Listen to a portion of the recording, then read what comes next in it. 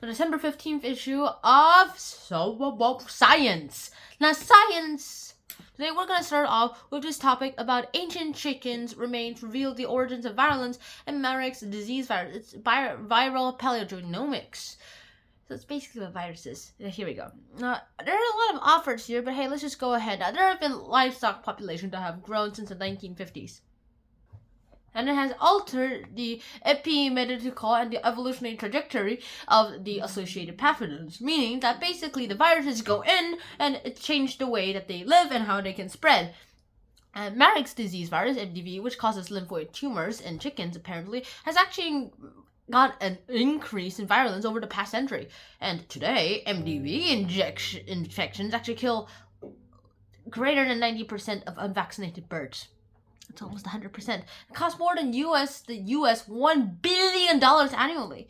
And by sequencing MDV genomes derived from archaeological chickens, these guys were actually demonstrated that it has been circulating this evolution for at least 1,000 years.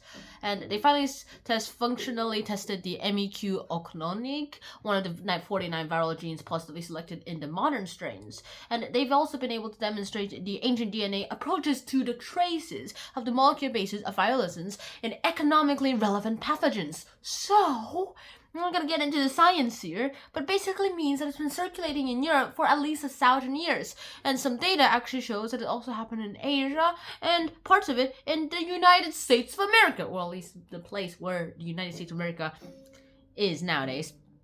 And that's pretty much all I'm going to talk about now. That's just, the science shows that they've been able to find some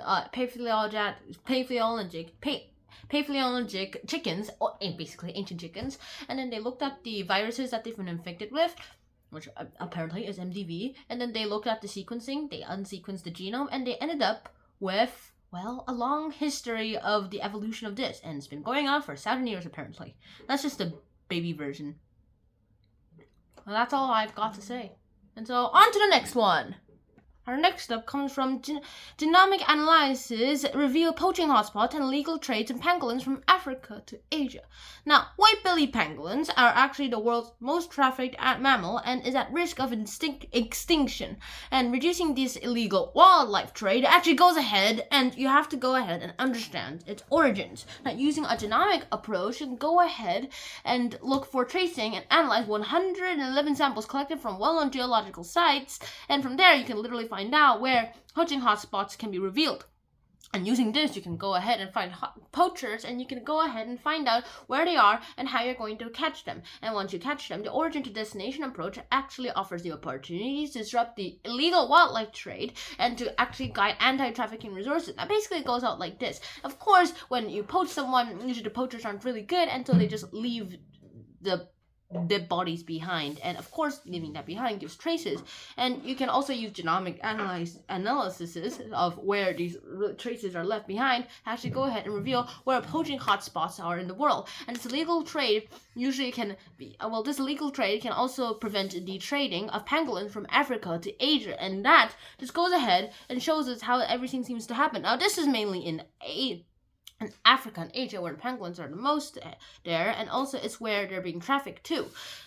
The thing is, Africa and Asia are the places where this illegal trafficking happens the most, and they're apparently, after the study was created, they're the ones where the pangolins are the most endangered and have the most hotspots. Sure, there are other hotspots, but these are the only places, of course, where the pangolins seem to exist. And then sometimes we even see some remains too. Like, there are lots in 2018, lots and less remains from 2012, and those are just the beginnings.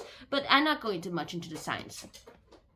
Next up, we have stellar astrophysics, an observed population of intermediate mass helium stars that have actually been stripped in their binaries. Now, this hydrogen-rich outer layer of massive stars can be removed with the interactions of a binary companion, and theoretical models predict that this stripping actually produces a population of hot helium stars of -2 to 8 solar masses.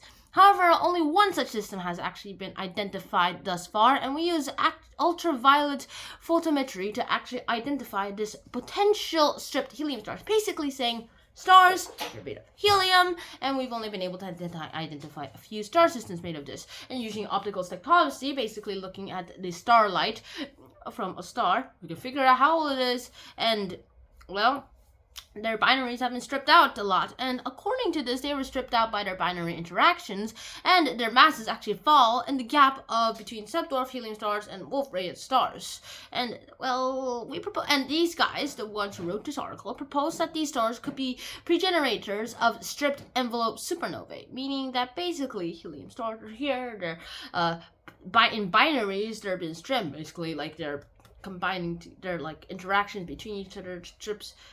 They have to be stripped out of their helium, and then also create some supernovae. That's basically what it is. And we also use ultraviolet photometry about the ultraviolet that's coming from these stars, and that's literally how it seems to help.